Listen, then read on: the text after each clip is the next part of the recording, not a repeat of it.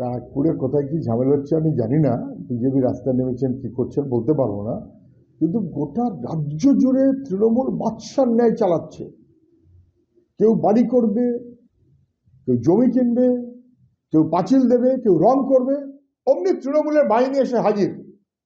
Foot গজ ইঞ্চিতে মাপ, টাকা চাই। এটা গোটা রাজ্য জুড়ে। ব্যারাকপুরে তৃণমূলের কাউন্সিলর তাকে ওরা সাসপেন্ড করেছে। কেন তৃণমূল? কেননা তাকে সাসপেন্ড না করে কোনো উপায় ছিল না। 81 বছর বয়সের বৃদ্ধ মারা গেছেন বলে। কিন্তু তৃণমূলের কাছে সাসপেনশনে কোনো মানে আছে নাকি? গরুর গাড়ির হেডলাইট, আজকে সাসপেনশন, কালকে মাথায় তুলে নাচবে। লোকচক্ষু থেকে সরিয়ে রাখার জন্য সাসপেনশন করেছে বা করতে বাধ্য হয়েছে, কিন্তু তার মানে এটা নয় যে বিজেপি আইনের শাসন চায়, তৃণমূল আইনের শাসন চায়। কেউই চায় না। তৃণমূল আইনের শাসন চায় না, বিজেপিও যেমন চায় না, তৃণমূলও চায় না। ফলে তৃণমূল দোষ করেছে, অতএব বিজেপি রাস্তায় নামলো। আরে বাপুরে বাবু, এই তৃণমূলের এই যে কাউন্সিলর, ইনি তৃণমূলের কাউন্সিলর তখন যখন তৃণমূলের নেতার নাম অর্জুন সিং। এখন অর্জুন সিং বিজেপি হয়ে গেছে বলে এখন তার মনে পড়েছে, তখন তার মনে পড়েনি। বিজেপি তৃণমূল দুয়ে মিলিয়ে, বিশেষ করে তৃণমূল সামনে থেকে যেভাবে পশ্চিমবাংলায় গ্রামে শহরে মিউনিসিপ্যালিটিতে পঞ্চায়েতে লুঠের পর লুঠ চালাচ্ছে, মানুষের জীবনহানি হচ্ছে, ভয়ঙ্কর, বাংলাকে ধ্বংস করছে। তৃণমূল বিজেপি দুয়ের বিরুদ্ধেই মানুষের লড়াই চলবে। গতকাল ত্রিপুরার প্রাক্তন মুখ্যমন্ত্রী মানিক সরকার যা বলেছেন সেগুলো স্পষ্ট। আমরা এর আগে একাধিকবার বলেছি, মমতা ব্যানার্জি গেছেন সুপ্রিম কোর্টে, বেশ করেছেন, এটা সবার যাওয়ার রাইট আছে।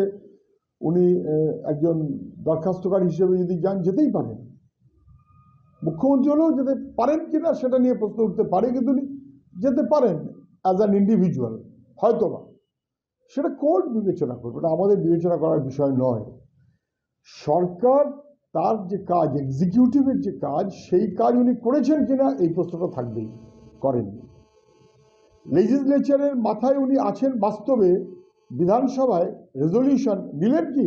কেরালা নিয়েছে, অন্য রাজ্য নিয়েছে, উনি নেননি। কেন নেননি?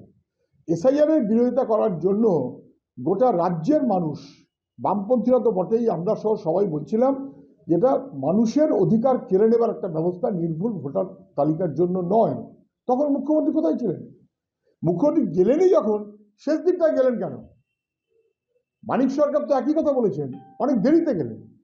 কিন্তু গিয়ে উনি যে কথাটা বলবেন, সেটা তো বাস্তবের যে কথাটা সবাই মিলে বলছে, মানুষ বুঝছে, সেটাকে বলতেই হবে, কোনো সন্দেহ নেই। সময় বাড়াবার কথা বলার কোনো বিকল্প আছে নাকি?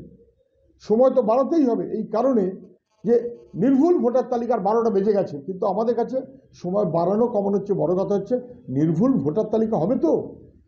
উনি যে প্রশ্ন করেছেন মাইক্রো অবজার্ভার থাকবে কেন, অস্বাভাবিক প্রশ্ন না, কিন্তু কোর্ট যখন বলেছে তাহলে আপনার অফিসার দেননি কেন, তখন উনি চুপ।